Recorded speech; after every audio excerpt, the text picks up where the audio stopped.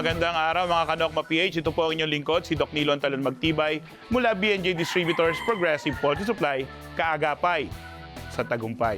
Mga kaibigan, mapagpalang araw po sa inyo lahat. Kumusta na kayo?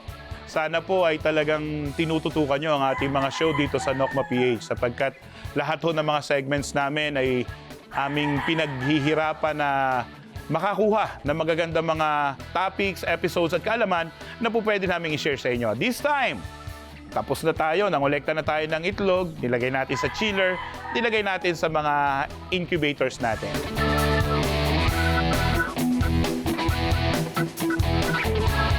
And of course, ilang days ba napipisa yung itlog ng mga manok natin? Of course, based doon sa libro na pinag-aralan natin is 19 to 21 days, which is tama. 19, nagka-cracking, 20, lumalabas na sila, 21 is fully na sila, nakalabas na sila, nagmamala or nagtutuyo na lang sila. And then, after nun ng 21 or pwede mo na siyang kunin.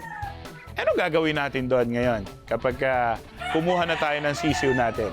Importante ho mga kaibigan na kung kayo po ay gumagamit. Mga Kanokma, we have the natural breeding, we have the natural hatching, and then the artificial hatchery, which is yung incubator. Either way, kung anong ginagawa nyo, may mga disadvantages at advantages naman yan. Kung gusto mo na libre ka sa kuryente, wala kang iintindihin, mag-inahin ka, hen hatch ka. Pero kung gusto mo ng maramihan, sabay-sabay yung itlog, mag-artificial incubator ka or incubator tayo. Artificial hatching. So, depende, 100, 200, 500, 1,000 capacity ng mga incubators nyo. Importante po ito kasi po itong pag-hatch ng mga itlog, importante po na may tamang temperature tayo. May sinusunod tayo.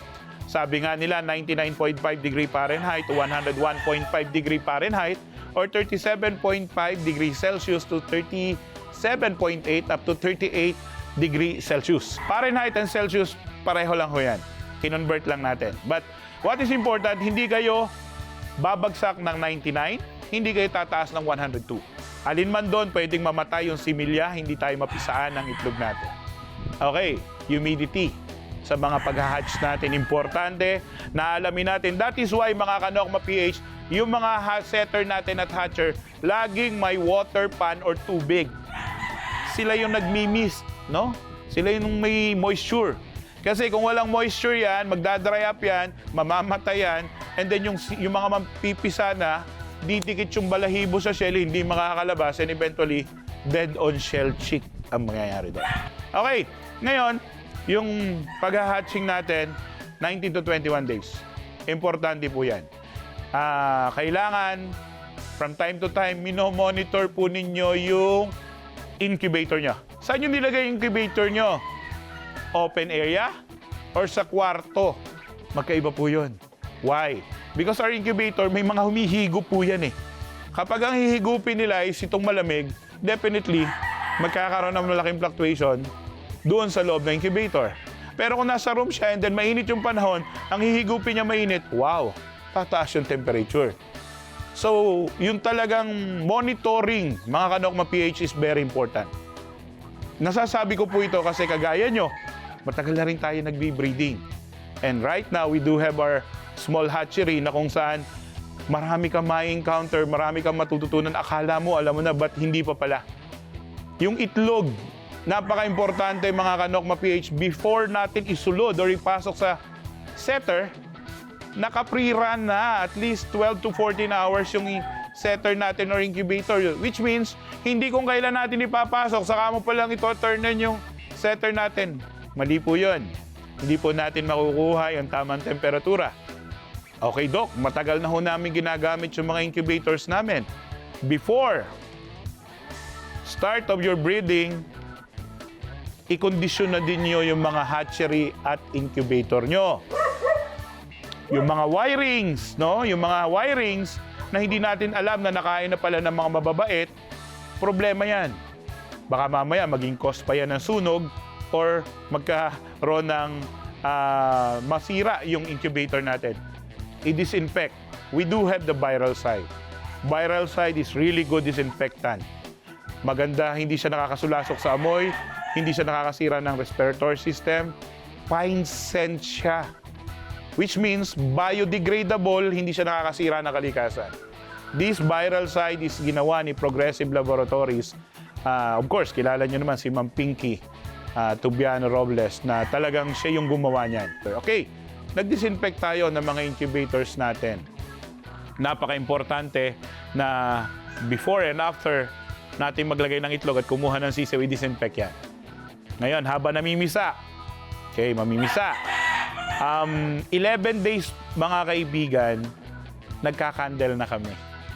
Some, yung mga advanced, kasi nga kailangan nilang gamitin yung mga incubators nila, 8 days. But for some na medyo okay lang kami, relax lang kami, we do have our schedule of hatching and then the pisa namin, 14 days. But sa amin, 11, 12 days nagka-candling na kami. Importante ho yung candling, no?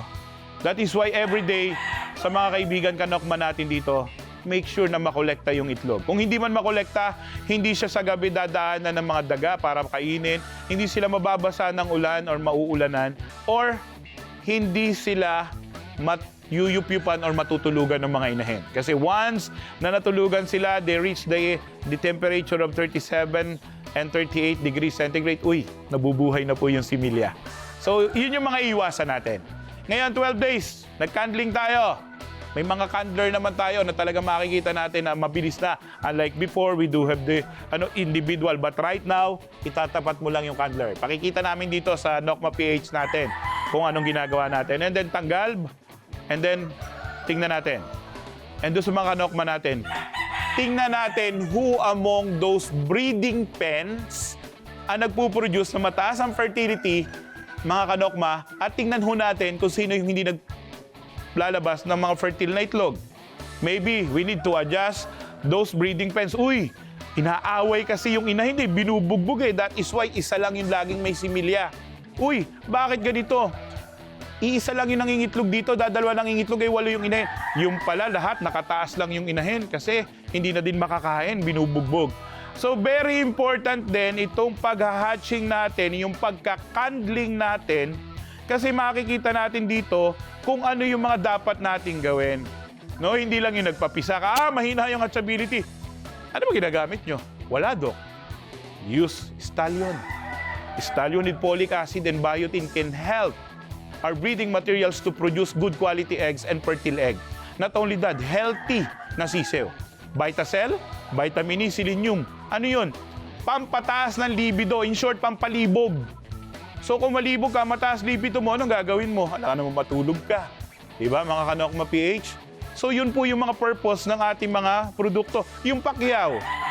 Why do we need to deworm, mga Kanokma PH? Kailangan po natin purgahin so that all the feeds, vitamins, and yung mga pinapakain natin sa kanila, ma-absorb ng katawan.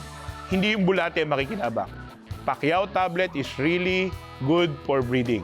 So, kailangan yan. So, mga kaibigan, para yatang marami tayong napag-usapan, pero marami pa tayong idadagdag na kaalaman. So, for now, mga kaibigan, ito pong muli ang inyong Kanokma PH, ang inyong lingkod, si Doc Nilon Talan Magtibay, mula BNJ Distributors, Progressive Poultry Supply, Kaagapay, sa Tagumpay.